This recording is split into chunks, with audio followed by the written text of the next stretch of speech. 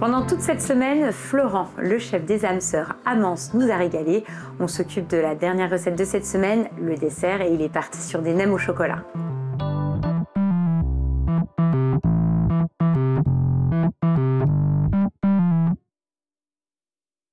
Donc là, on va faire nos nems. Hein. On est sur une recette ultra rapide. Ultra rapide, parce que je suis pas pâtissier à la base, c'est un métier à part entière. Mais quand il faut faire, je fais.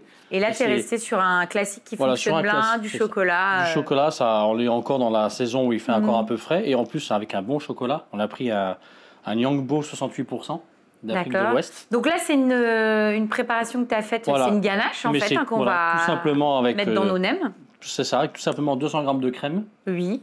150 g de chocolat. D'accord. Et 50 g de beurre. Et le chocolat, c'est un combien de pourcents? 68%. Ah oui, 68. 68%, okay. Après on peut prendre du 33, du 50, du 80, suivant les Donc tu fais fondre ton chocolat, tu mets ta crème. On fait bouillir la crème, on le verse sur le chocolat en 3-4 fois. Oui. On l'aère bien en fouettant.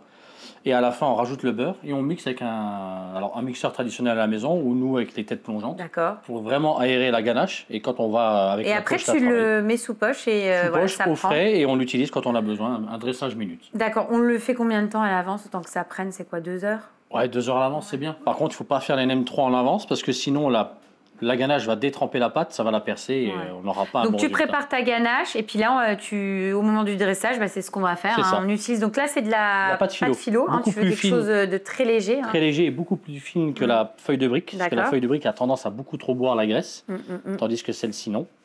Donc là, on va en faire 3 pour commencer. Oui. Donc tu en comptes combien par personne à peu près? 3 par personne, c'est largement suffisant. Ah ouais. Donc là, une légère pression. Oui.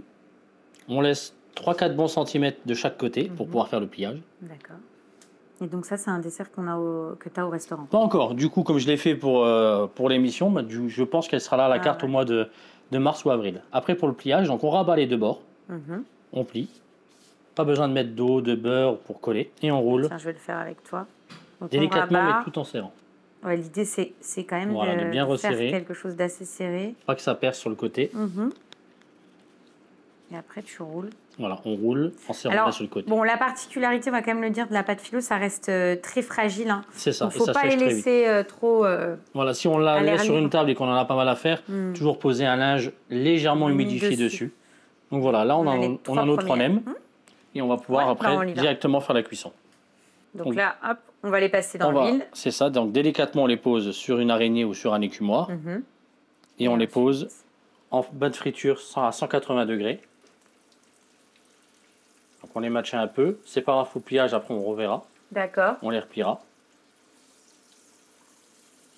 Voilà. Et on attend que ça colore. On va dire grand maximum une bonne minute, 1 minute 30. C'est vraiment le maximum. Il n'y a pas besoin. De toute façon, l'idée c'est d'avoir la pâte philo qui dort. Hein, c'est ça. Parce que de toute façon, à l'intérieur, ta ganache. Ça va aller très vite. On peut tendance juste remettre un petit peu d'huile sur le dessus.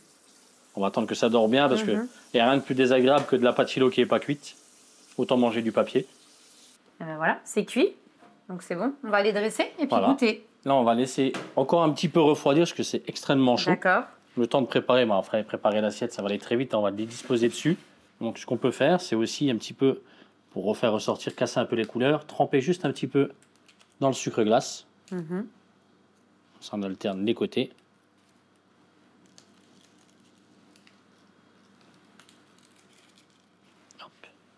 Et juste pour trancher la couleur, tu rajoutes quelques une petite cresse. Ce qui est bien de trouver aussi, ce sont des cresses citrus, donc avec un côté très acide du citron.